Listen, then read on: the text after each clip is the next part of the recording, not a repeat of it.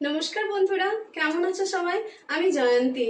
আজ আমি বানাবো আলু পনিরের ডালনা। তো এটা একটা সম্পূর্ণ নতুনভাবে বানাবো। এটা খেতে অপূর্ব স্বাদ হয়, যে কোনো নিরামিষের দিনে খুব ভালো টেস্টফুল একটা খাবার, এবং এটা হলে আর কিছু চাই না। তো এটার জন্য যা যা লাগছে, প্রথমে তো লাগছে ভালো কোয়ালিটির পনির।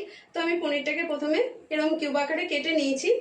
আর একটু আলু লাগবে, যার জন্য আলুটাও আমি ওই সেম কিউব আকারে কেটে নিয়েছি।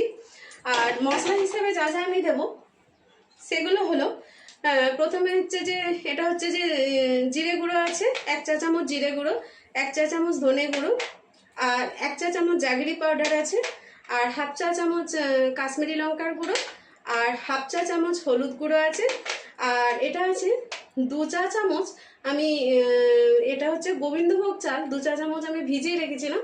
ওই গোবিন্দভোগ চালটা ভিজে গেছে এখন, এটা আমি ব্যবহার করব। এটার জন্যই স্বাদ অপূর্ব হবে। আর এখানে নিয়েছি একটা টমেটো, মাঝারি সাইজের টমেটোকে আমি কুচিয়ে নিয়েছি, আর কয়েকটা কাঁচা লঙ্কা চিড়ে নিয়েছি।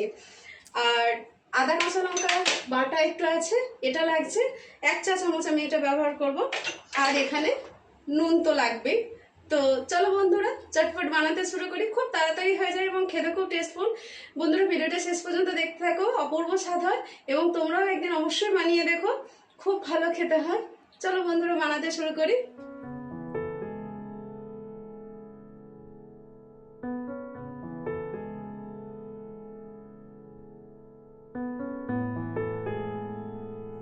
প্রথমে আমি একটা কড়ার মধ্যে 1 টেবিল চামচ মতো তেল নিয়ে নিয়েছি, গ্যাস অন করে। এরপর আমি যে পনিরগুলো কেটে রেখেছিলাম ওই পনিরগুলোর মধ্যে একটু নুন মিশিয়ে নিলাম। প্রথমে নুন মাখিয়ে নিয়ে তারপর পনিরটা মিডিয়াম টু হাই ফ্লেমে একটু ভেজে নেব।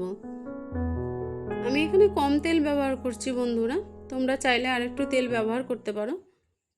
তো এরপর আমার পনিরগুলো ভাজা হয়ে গেছে। বেশিক্ষণ ভাজলে পনির শক্ত হয়ে যাবে, তাই আমি অল্পই ভেজেছি। এরপর কড়াইয়ে আমি 1 টেবিল চামচ মতো আবার তেল দিয়ে দিয়েছি এবং ফোড়নের জন্য দিয়েছি গোটা জিরে, শুকনো লঙ্কা আর তেজপাতা। এরপরে ফোড়নটা বেশ সুন্দর গন্ধ এলে আলুগুলো, কেটে রাখা আলুগুলো আমি দিয়ে দিলাম। এরপরে আলুগুলোকে প্রথমে একটু ভালো করে ভেজে নেব। এবার ভাজা হয়ে গেলে এর মধ্যে আমি দিয়ে দেব পরিমাণ মতো নুন। এখানে আমি ছোটো চামচের 2 চামচ মতো নুন দিয়েছি। আর এই হাফ 1 চা চামচ মতো দিয়েছি আদা কাঁচা লঙ্কা বাটা। এবার ভালো করে আমি ওটা মিশিয়ে নেব। এরপর আমি এক এক করে দিয়ে দেব এই জিরে গুঁড়ো, ধনে গুঁড়ো এবং হলুদ গুঁড়ো, আর ওই হাফ 1 চা চামচ মতো কাশ্মীরি লঙ্কার গুঁড়ো দিলাম।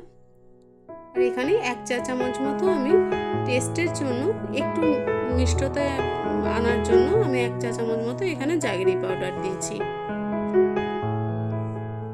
এরপর আমি টমেটোটা দিয়ে দেব। মশলাটা প্রথমে একটুখানি নেড়েচেড়ে কষিয়ে নেব। তারপরে এবার যেহেতু আমি তেল কম ব্যবহার করছি, এই জন্য একটুখানি জল দিয়ে মশলাটা একটু ভালো করে কষিয়ে নেব।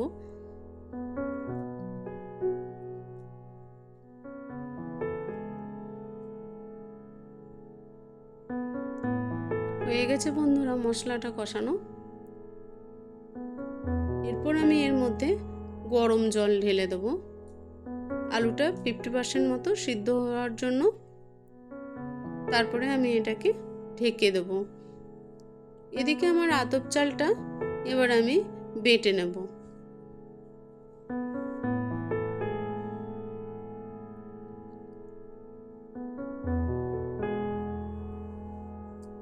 বন্ধুরা, তোমরা অবশ্যই বাড়িতে একদিন বানিয়ে দেখো, খুব ভালো টেস্ট হয়। রুটি ভাত দুটো দিয়েই খুব ভালো লাগে খেতে।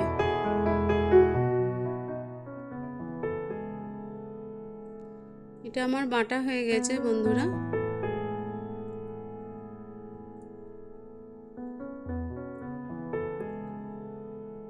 এদিকে আলু আমার প্রায় সেদ্ধ হয়ে গেছে।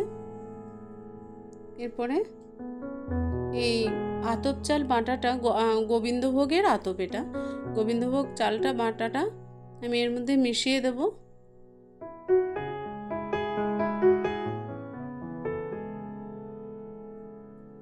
এবং ওই ভেজে রাখা পনিরটাও এর সঙ্গে দিয়ে দেবো, আর কাঁচা লঙ্কাগুলোও দিয়ে দেবো।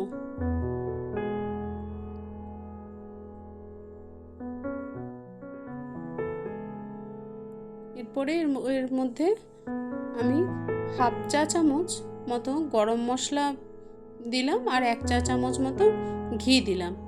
এরপরে একটু নেড়েচেড়ে এটাকে একটু ঢাকা দিয়ে দেব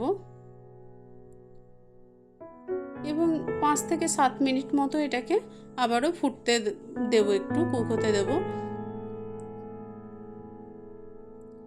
এর মধ্যে আলু আমার সিদ্ধ হয়ে গেছে, আর পনিরের তো এমনি হয়েই আছে। হয়ে গেছে বন্ধুরা। এবার চলো একটু নুনটা টেস্ট করে নিই, নুন মিষ্টিটা।